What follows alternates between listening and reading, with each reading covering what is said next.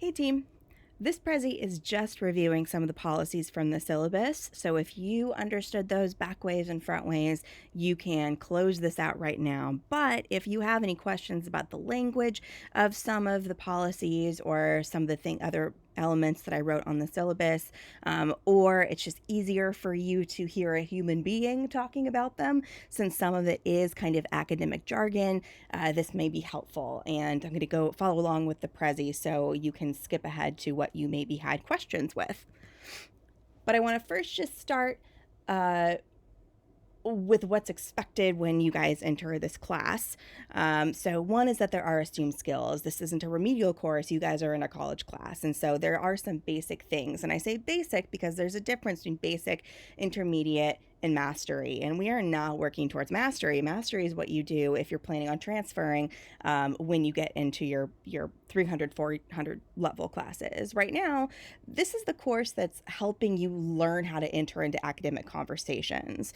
So you know what's expected of you when you enter into other college classrooms. And a lot of it has to do with the different ways of thinking, that we're not just summarizing, that we're not being simplistic, even that A's aren't guaranteed in college.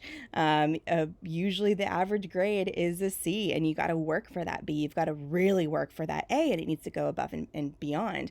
And so, again, not expecting just incredible, mastery level work, but you should be able to construct a basic argument with a thesis statement. And we'll be talking about how we do need to unlearn a couple of the things that we learned in high school, especially with something like the thesis. A lot of stuff that was totally kosher when we were in high school, it ends up being a slap in the face when we get to college. It certainly was for me. Whereas the kind of template style of writing is not okay. We're supposed to all of a sudden have our voice and have nuance. And so it can be a little whiplashy. So as long as you know what a thesis is and that you can make an argument, even if it's not like an awesome one, that's okay. We can work with that. These are workable skills.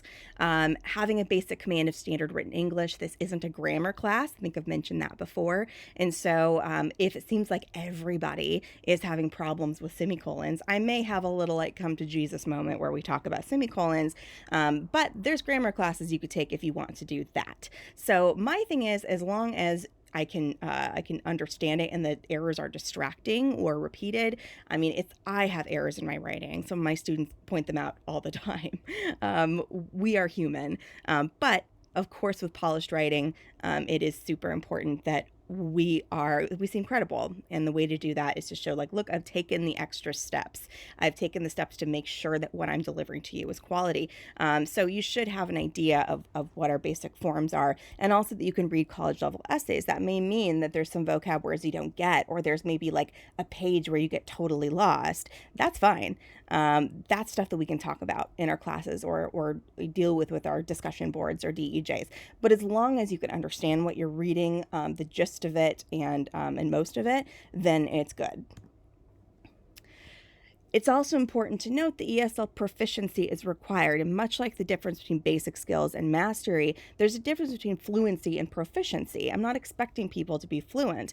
I don't speak a foreign language. I speak like Spanglish and the tiniest pathetic like 2-year-old version of Romanian, and that's kind of it. I cannot translate writing into a different language, so I can only imagine how insanely difficult that is.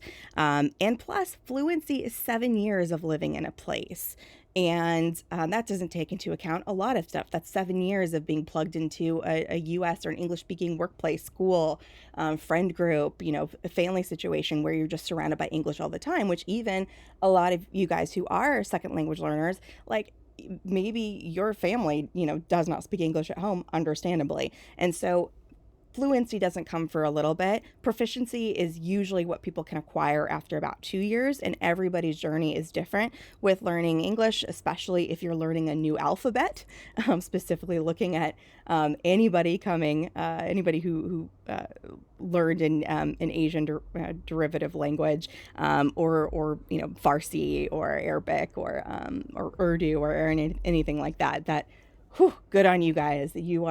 Your brains are, you forged a lot of great neural pathways that'll be excellent for you later on. However, since this isn't an ESL course, a lot of stuff is going to move kind of quickly. And so, what we assume for this class is that you already have native speaker competency.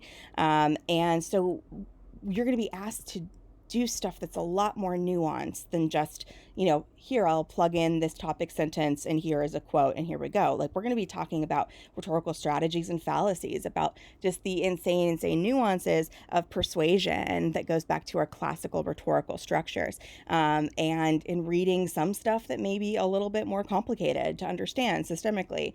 And so, this isn't going to help if you're looking to just work on your language skills. Actually, it's going to end up going against that, because there's not the same kind of opportunity for just sort of practicing, and it could hinder your progress. So if you have realized maybe in the first couple weeks that you are needing a translation dictionary to read stuff for our class, or even to write, that's a really, really important thing. I can tell when somebody submits a paper that's in that's gone through a translator, and that doesn't count for us as writing. And I know that you guys have a harder time of this. You have this extra challenge, and I wish that it was easier. I really, really do. But I would much rather have something a little bit more simple with not as much vocabulary, but focusing on the ideas that's in words that you know, rather than giving me something that has all of these really epic vocab words, but that sounds sort of like a machine wrote it, because that's what happens when you put something through a translator. If you also find that your essays just feel too simplistic, and that you're getting frustrated, that you're like, oh, I know what I want to say, but I can't say this thing. I mean, we deal with that in writing all the time anyways, even if you're speaking in the same language. So I don't want you to experience that frustration. Or if there's so many grammatical errors that I can't understand it. And so I can tell the difference between somebody who's lazy and somebody who's an English as a second language learner. So you don't have to worry that, like, oh my gosh, she's not going to think I'm trying so hard. It's notably different. And I do not grade grammatical errors like almost at all if it's clear it's a second language learner, as long as I can understand it. If I start getting confused, that's affecting the content. And so that's a different thing. Also, if you struggle understanding these lectures, or if you are just not following along with the text, I mean, that's a really frustrating situation to be in. And it shows that you may just need to go back and take maybe one more semester so that you can end up getting a grade that you earn, that you think you want, or that you do need in this course. And same, of course, with communicating with me. I'm actually going to hold off. Well, no, we'll talk about academic honesty. I was going to hold off till later, but I think we'll just talk about it now. Obviously, we know plagiarism is bad. Not only is it bad, but the consequences are incredibly severe. So for sort of my policy, which is adapted from IVC's policy, if you plagiarize anything on an essay, you get a 0 on that. You can rewrite, but from then on, it's going to have to go through multiple plagiarism checkers, and there's going to be a big deduction from that. If you're caught plagiarizing a second time, then you are out of the class, and I have to report it. Technically, we're supposed to report the first one. I usually don't do that unless it ends up being a repeat offender thing.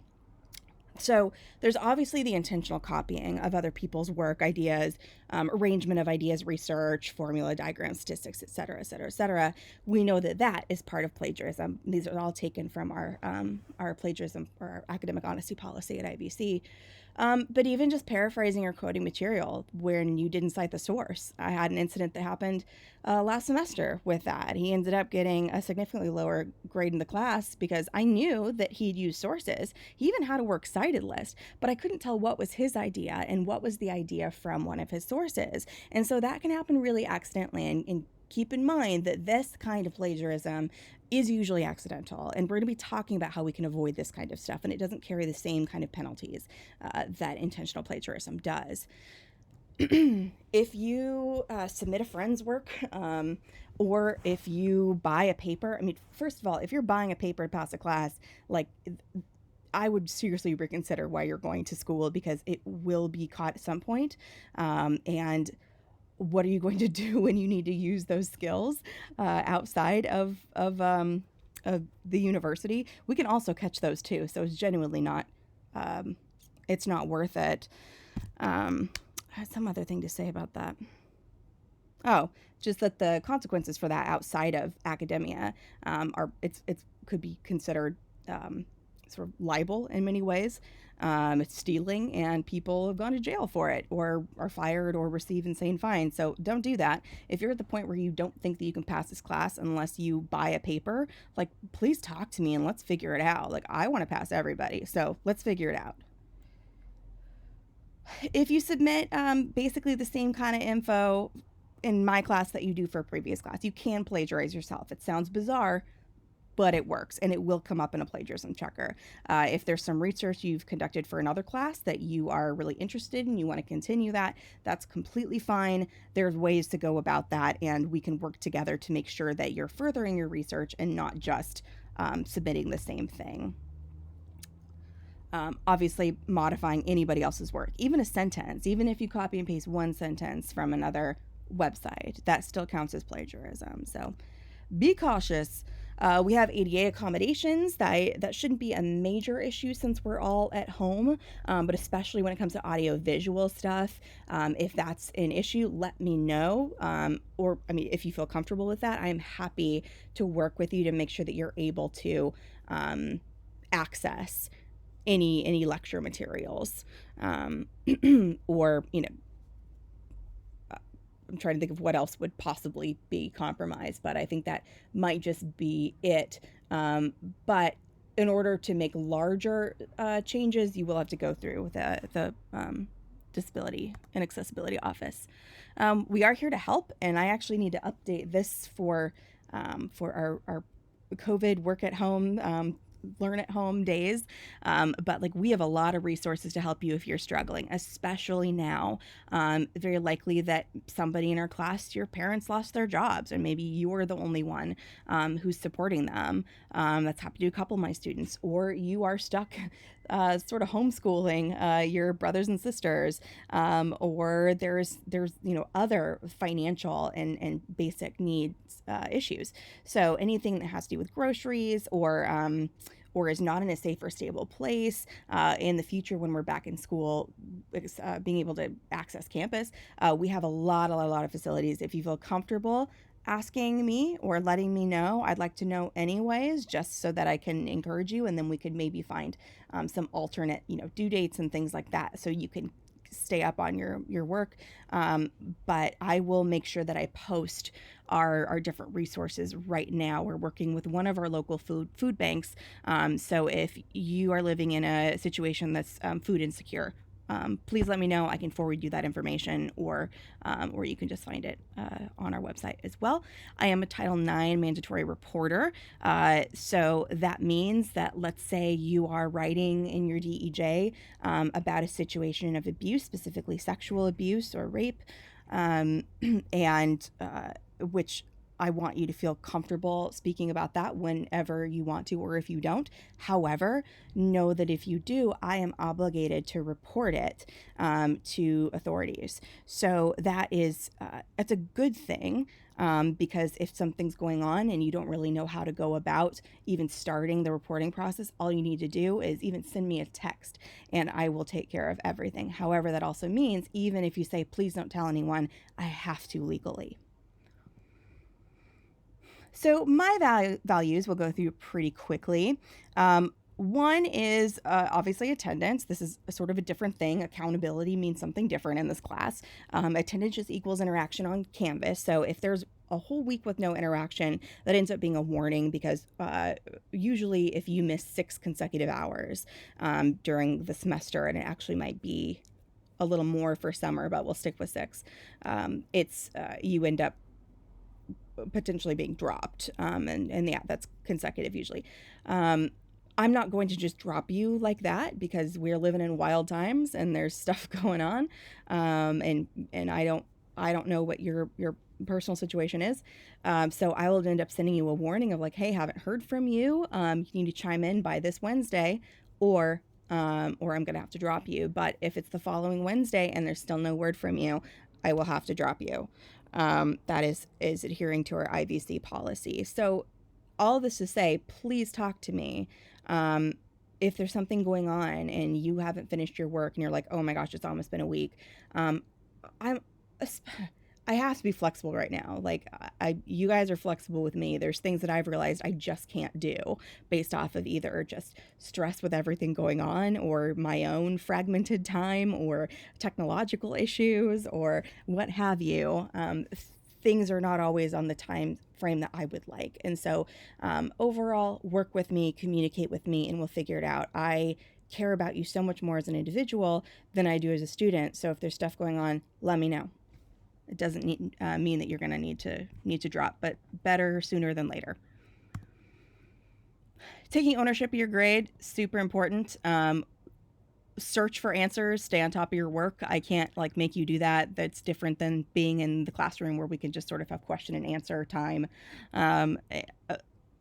Please reach out if you have questions. I know I am sometimes great at emailing, sometimes not. You are welcome to use my personal phone number too to text me.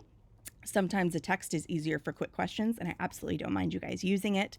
But I try to give you as much as I can, as much resources as I can.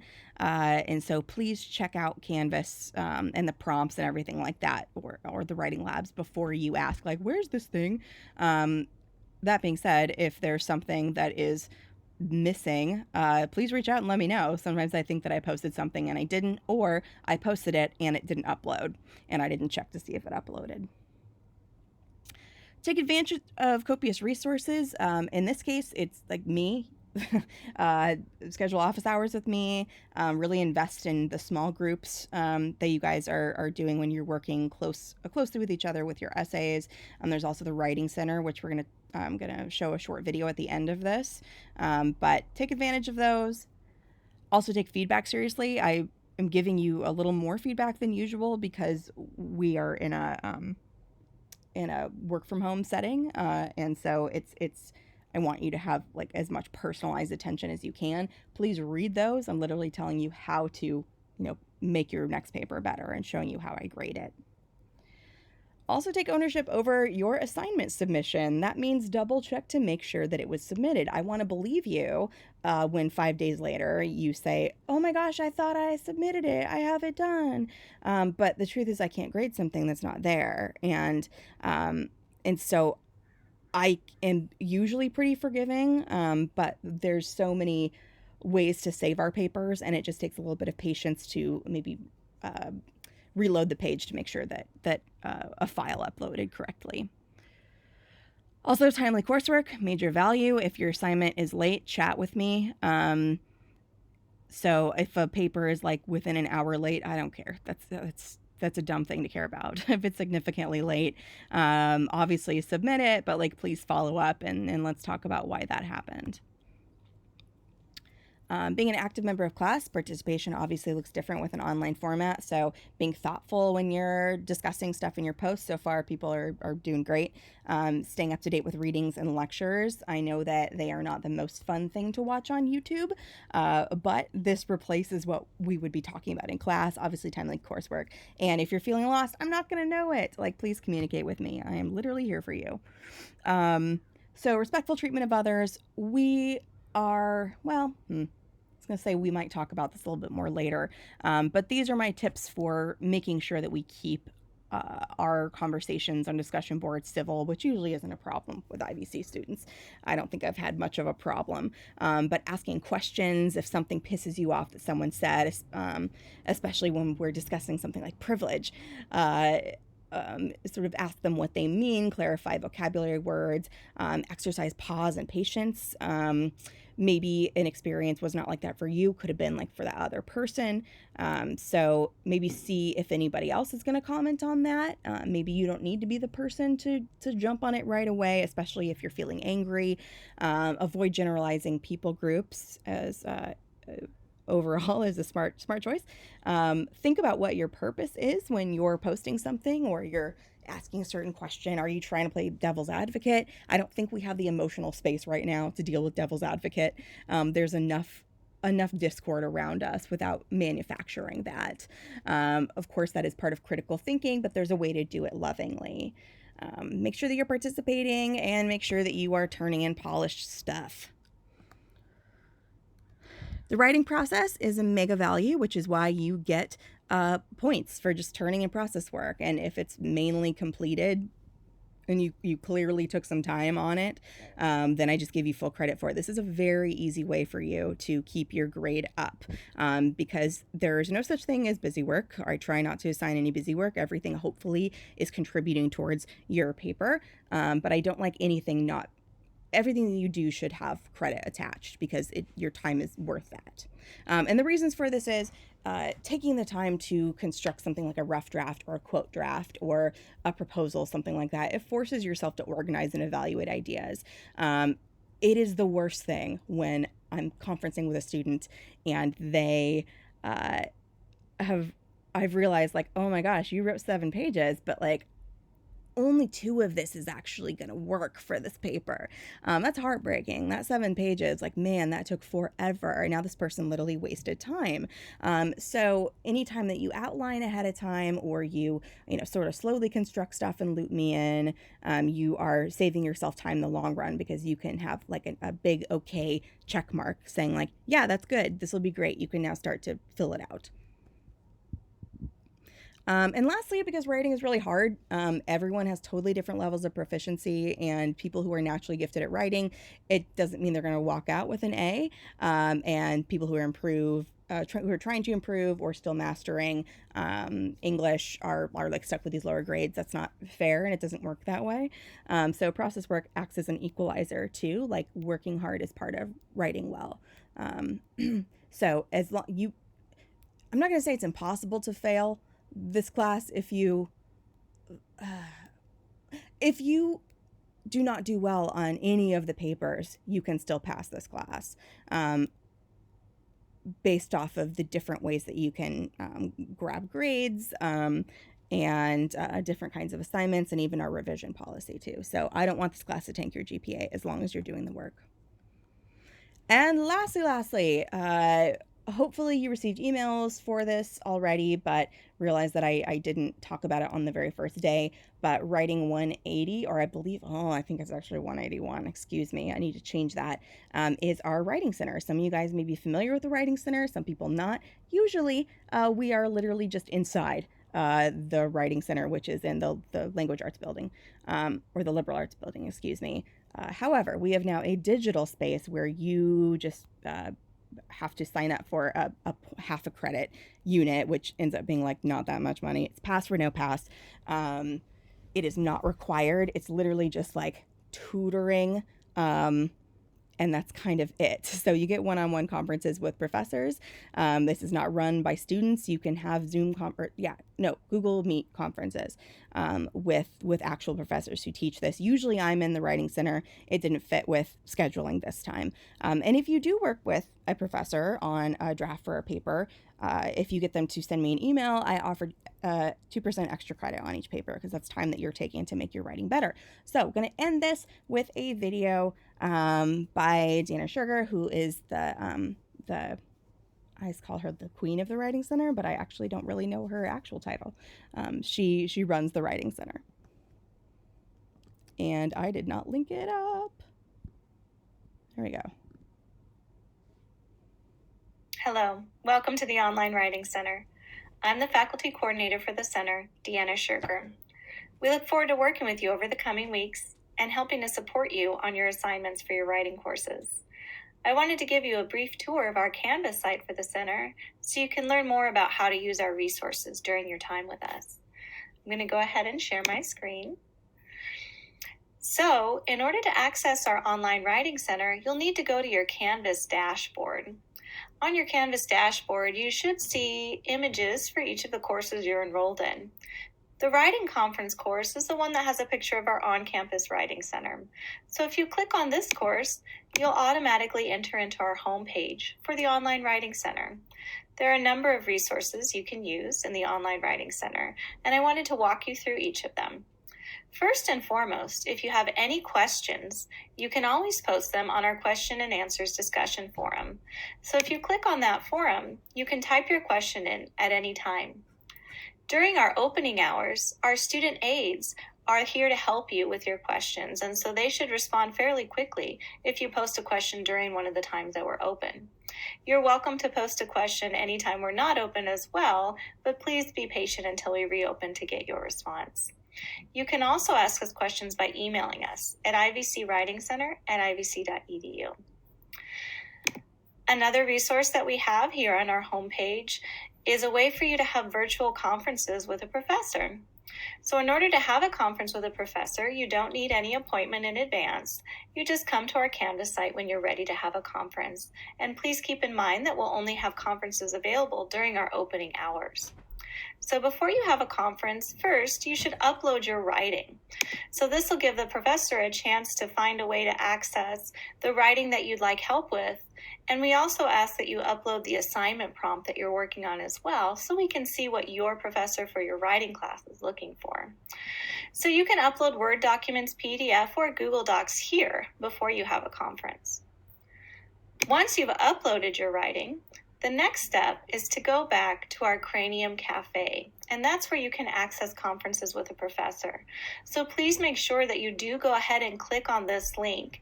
If you just upload your writing, we won't be able to give you feedback unless you've actually clicked on this link as well. So once you click on the Writing Center lobby for Cranium Cafe, you'll go into our virtual lobby for the Writing Center. If you've clicked during our opening times, you'll have a professor message you and bring you into a conference right away.